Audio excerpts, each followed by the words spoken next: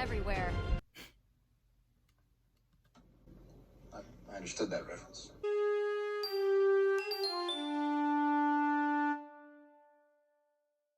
Welcome back to Rebels Revisited. Second half of season 3 is a go. Exciting times. This is Ghosts of Geonosis Revisited. This episode sees the Ghost crew on a secret mission. The Geonosian race has disappeared at the hands of the Empire, and a rebel team led by Saw Gerrera has also disappeared while investigating the situation. Now, it's up to the Ghost crew to recover Saw's team and any information they'd acquired. And so it's off to Geonosis, where Hera, Zeb, and Sabine will stay behind at the ship, and Rex, Ezra, Chopper, and Kanan will investigate the source of Saw's last transmission within the Geonosian caves. I have to say, Kanan is iconic in this one. Okay, we'll keep going. But there's times I hate being right, and I hope this isn't one of them. It's just a dead end. Ugh, do you have to call it that? We love him. But actually, let's talk about Kanan because he's great in this episode. Now, this was something that I noticed more while the show was airing and less when I rewatch it, but Kanan does sort of take a back seat this season. Sometimes it just doesn't feel like he was in it as much or was as central to the story as he used to be. And actually, I think I heard, and don't quote me on this because I'm not completely positive, but I think that might have been due to Freddie Prinze Jr. going through some medical issues, so that would make sense. But real world context aside, some parts of this season do feel like they have a Kanan-sized hole, so this episode is great because Kanan is in it a lot and is generally amazing. I love this episode for Kanan because it is a subtle but distinct point in his arc, or maybe a better word is a confirmation of his arc. He's just such a Jedi. He's such a Jedi in this one, but for the first time ever, it comes completely naturally to him. He's not insecure about his abilities, he's not trying to compensate for all the years he was lost, he's just being.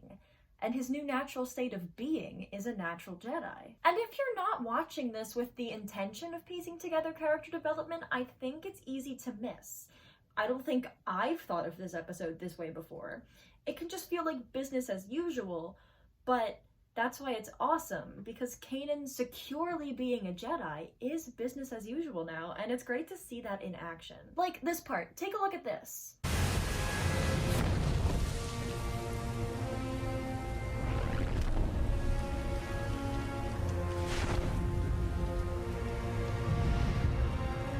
Get across!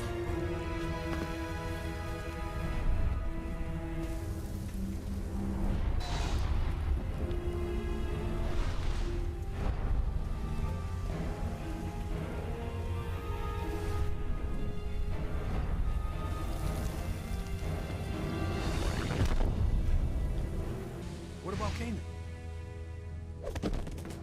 He was so confident about using the Force there. It's not that it wasn't a strain, but it was hardly the struggle it would have been for him before, and the key thing is the struggle was only physical, it was not mental. He had full command of what he was doing there, and I love that huge Force jump at the end.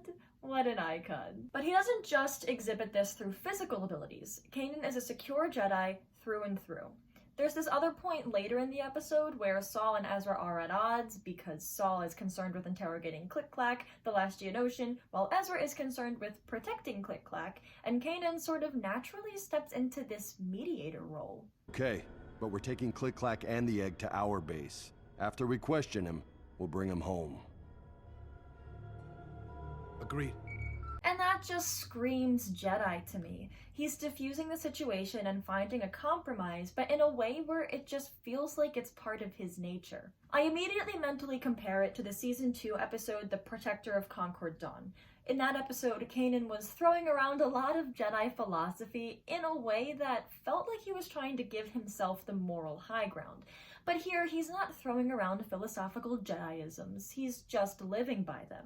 He's not trying hard at it, he's not trying to prove his Jedi-ness to himself or anyone else, and he's not trying to prop himself up.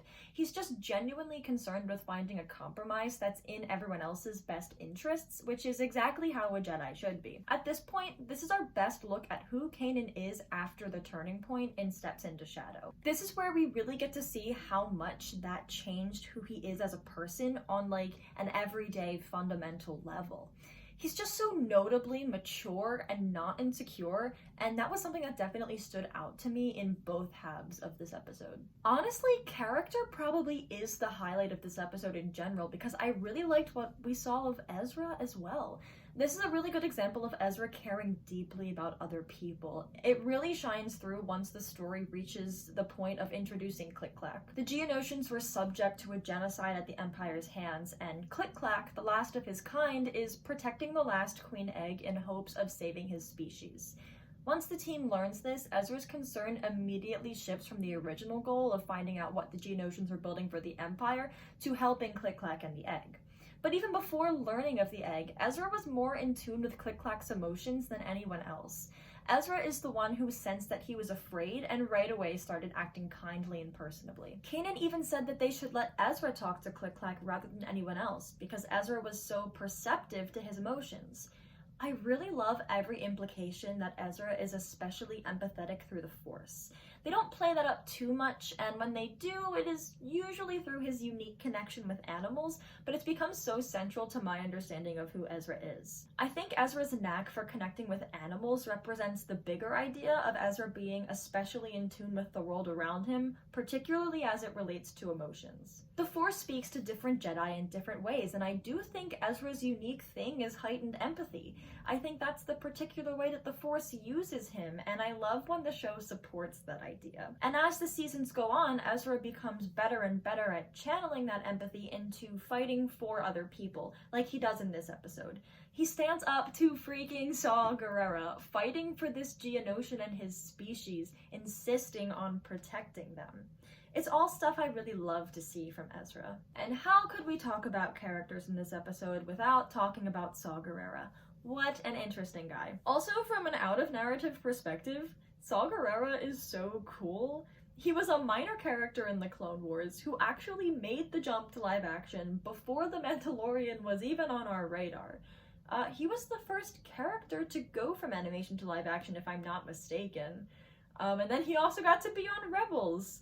Man gets around, that's some legend behavior right there. But anyway, the actual episode. You know I love some good juxtaposition, and this episode delivers it in droves.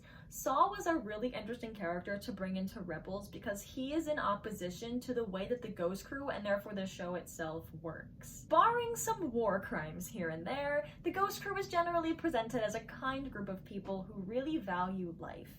They don't want to do more damage than they feel is necessary because they need to oppose the Empire not only in creed, but in action and morality as well.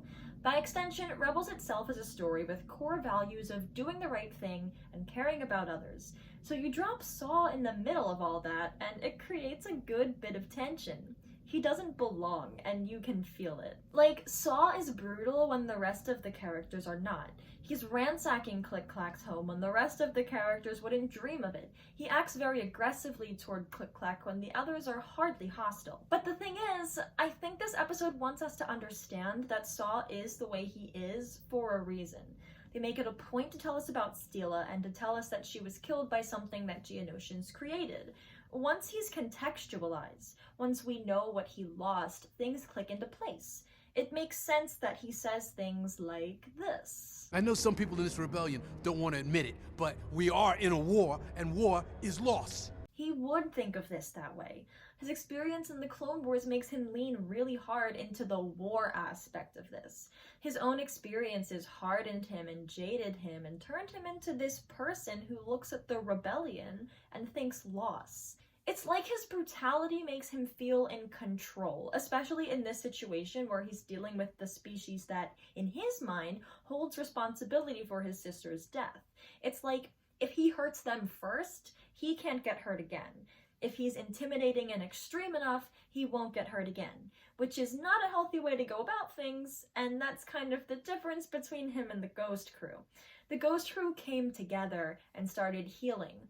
All of them are messed up, but they've worked toward having healthier mindsets, and they've worked hard on it. Saul just leaned into violence and extremism. All of them have their pain, but the difference is in what these characters decide to do with it. But here's the thing about this episode. In true Rebels fashion, it does not condemn Saw. It has faith in him having a good heart. It acknowledges the damage he does while maintaining that he isn't an evil person, because in the end, they have Saw come around and agree with Ezra's defense of the Geonosians. He says that Click-Clack deserves to stay on his homeworld and that the Geonosians deserve a chance to rebuild their race, which is very basic human decency, but better than where he started. But it's not just about what he says, it's the way he says it. I'll play the clip. Ezra's right. The Geonosian belongs here.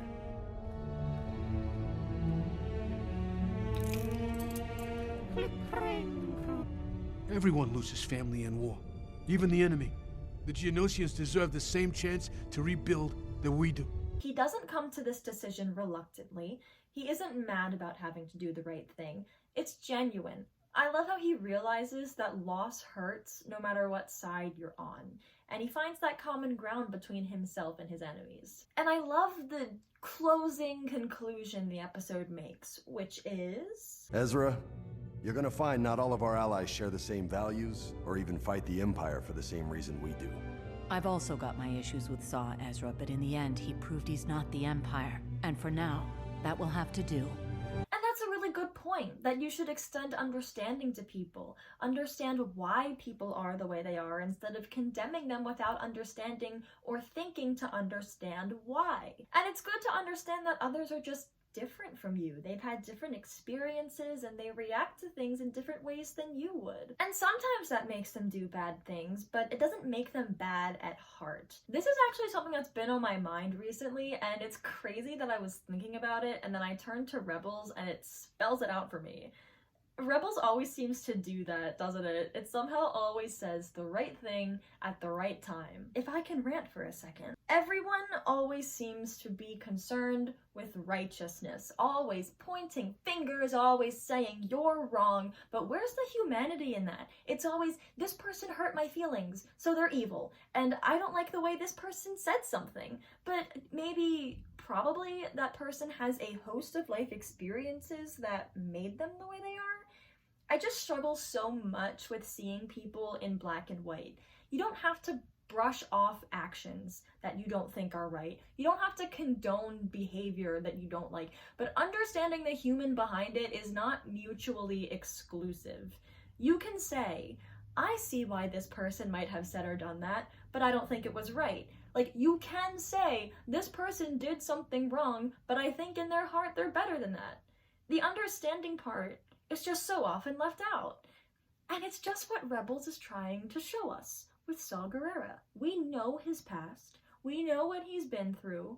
We sympathize with that. And Rebels presents us with, this man isn't necessarily right, but his experiences made him this brutal. His methods are extreme, but he isn't inherently evil. You know, like, the Ghost Crew doesn't condemn him, so we're encouraged to do the same. All in all, this was a super solid mid-season premiere. Back when the show was airing, I didn't realize how much I missed the show over the break until it came back with this episode. Fun action, lots of characters get screen time, and it's very character-driven, which is always fun for me to discuss, and I hope it's fun for you too! Thanks for watching, and may the Force be with you always.